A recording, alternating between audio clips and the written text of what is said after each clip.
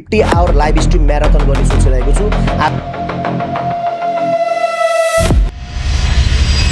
नमस्कार सबैजनालाई, आज पनि म नयाँ भिडियो लिएर आइसकेको छु। आजको भिडियोमा चाहिँ म धेरै न्युज र अपडेटहरू कभर गर्नेवाला छु। त्यसैले भिडियोलाई लाइक र च्यानललाई सब्स्क्राइब गरी अन्तिमसम्म हेरिदिनु होला। पहिलो न्युज रहेको छ फ्री फायर वर्ल्ड सिरिजको स्लट अलोकेसनको बारेमा। ईडब्ल्युसीमा डीआरएस गेमिङले नेपाललाई रिप्रेजेन्ट गरे जसरी योपालि पनि एउटा टिमले फ्री फायर वर्ल्ड सिरिजमा नेपाललाई रिप्रेजेन्ट गर्नेछन्, जुन चाहिँ free fire world series Nepal 2026 फलको च्याम्पियन हुनेछ। दोस्रो न्युज चाहिँ रसुवा क्षेत्रमा आएको बाढीको बारेमा हुनेवाला छ। रसुवा क्षेत्रमा आएको फ्लडबाट संक्रमित भिक्टिमहरूको सपोर्टको लागि मिस्टर जुनियरले 50 घण्टा ननस्टप लाइभ गरी च्यारिटी स्ट्रिम गर्ने निर्णय लिनुभएको छ।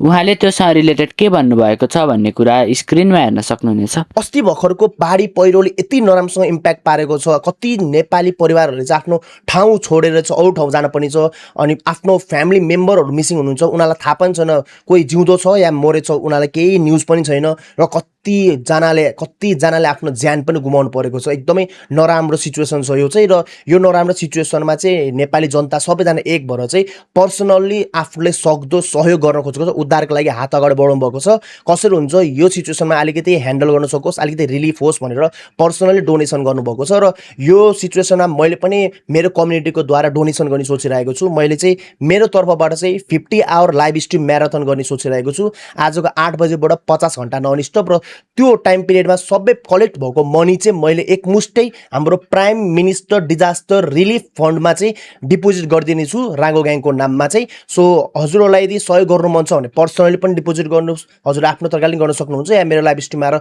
सहयोग पनि गर्न सक्नुहुन्छ। यही फ्लडसँग रिलेटेड टोन्डे डाइले पनि रियाक्ट गर्नुभएको छ। उहाँले के भन्नुभएको छ भन्ने कुरा तपाईँहरू स्क्रिनमा हेर्न सक्नुहुनेछ। ये तो 2012 मूवी है ना, एक वो जैसा सिचुएशन है। ये देखो, चाइना का सीसीटीवी फुटेज से मिला है। 11 माले का बिल्डिंग है। देखो 11 माले का बिल्डिंग को ऐसे तरीके से वो लोग भाग भी नहीं पाए।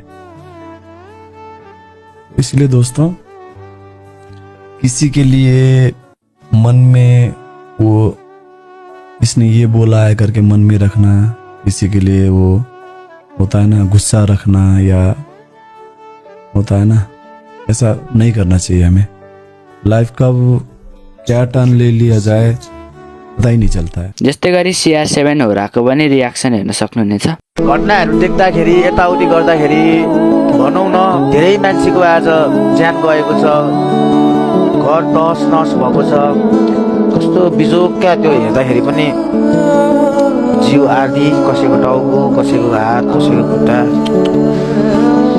नेपालमै हुनुपर्ने सबै कुराहरू यार खोइ के भइरहेछ भन्छ यार। के ब्याड लक हो कि के हो यार, यो हाम्रो देशमा चाहिँ के भइरहेछ? ब्याड लक क्या मामा, क्या सबै थोक नेपालमै हुनुपर्ने यार केटा हो यस्तो कुराहरू सबै। आजको अन्तिम न्युज चाहिँ ननस्टप गेमिङसँग रिलेटेड हुनेवाला छ। ननस्टप गेमिङले लाइभ स्ट्रिममा डीआरएस स्टोरेक्सको बारेमा राम्रा कुराहरू भन्नुभएको छ। उहाँ डीआरएस स्टोरेक्सको स्नाइपिङको बारेमा पनि कुरा गर्नुभएको छ। मेरे को समझ में नहीं आ रहा। आलू हो गया, प्रतीक हो गया, स्ट्राइक्स हो गया।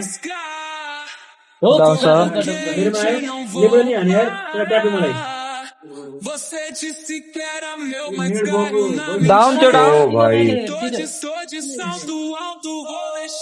बचायो, बचाइदियो यार केटा हो। बचा ही दिया, मतलब बचा लिया है। डाउन अच्छा भाई, लगते ही शॉट ऑस्कर मार दिया था।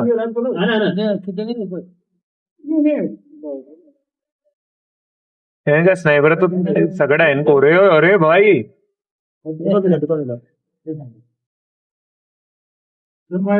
स्नाइपर तो अच्छा है यार इनका।